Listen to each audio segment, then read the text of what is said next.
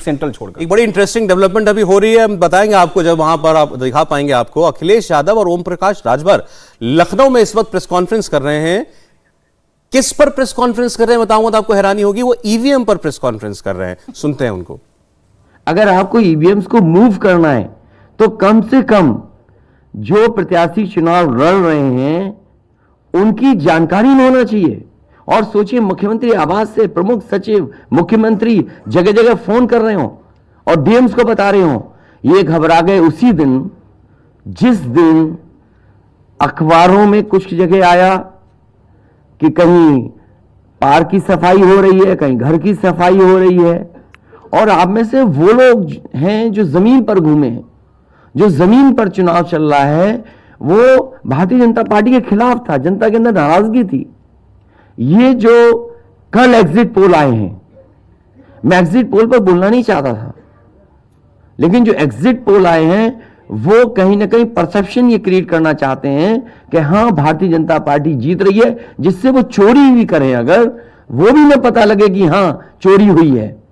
इसीलिए अगर हमने वोट दिया है तो मैं अपने नौजवानों से, किसानों से और आम लोगों को कहूंगा कि उतनी हमारी जिम्मेदारी बनती है कि वोट को हम बचाएं।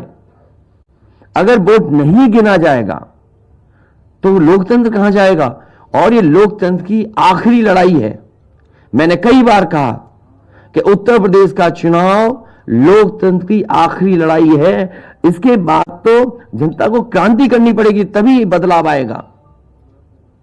इसलिए मैं अपने पार्टी के लोगों से और जो सच्चे ईमानदार, सच्चे सिपाही हों, सच्चे अधिकारी हों, सच्चे पत्रकार हों, कम से कम आगे आए और लोकतंत्र को बचाने के लिए खड़ा हों। और मैं अपनी पार्टी के लोगों से कहूंगा कि जब तक काउंटिंग ना हो जाए तब तक कम से कम ये नजर रखें और लगातार निगरानी रखें कि कैसे वोट बचाया जा सकता है, कैसे जहां पर मशीनें रखी हैं कोई किसी का आना जाना ना हो। ये लोकतंत्र के लिए बहुत ही खतरे का समय है। जो दल हार गया, अब उसके बस में यही है जो अब करने जा रहे हैं।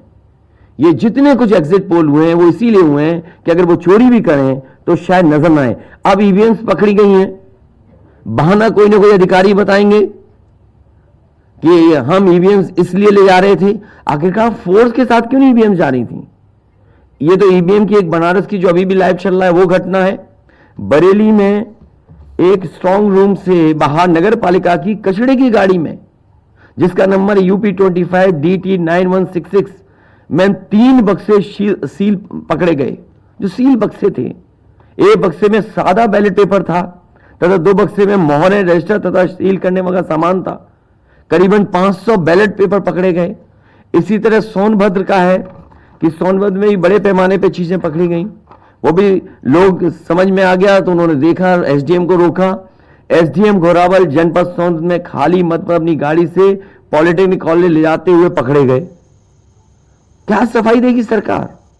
इसीलिए मैंने कहा, प्रमुख सचिव, मुख्यमंत्री, आप जानकारी कर लें। अगर आपके डीएम्स कोई जानकार हैं, उन्होंने खुद बताया है कि वहां से, लखनऊ से फोन आ रहे हैं कि जहां पर भारतीय जनता पार्टी हार रही हो वहां पर काउंटिंग स्लो हो और रात तक काउंटिंग लेकर के जाइए।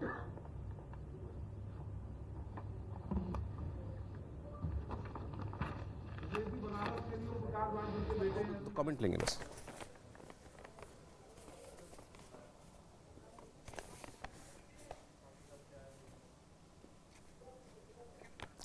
अखिलेश यादव प्रेस कॉन्फ्रेंस कर रहे थे। उनका कहना, उनके 2 विषय हैं।